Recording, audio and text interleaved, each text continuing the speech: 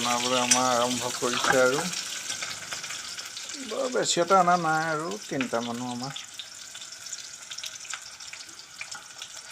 এয়া জলকীয়া কাটিছে, সৰু ছোৱালীজনী আছে আমাৰ, বেছি দিব নোৱাৰে, সেইটো কাৰণে আমাৰ কমকৈ দিছে আৰু।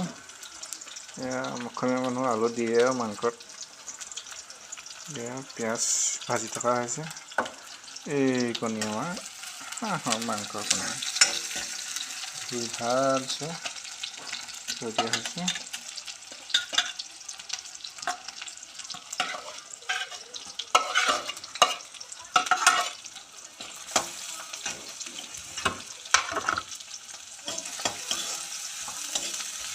পিঁয়াজটো অকণমান ভাজি লৈছে।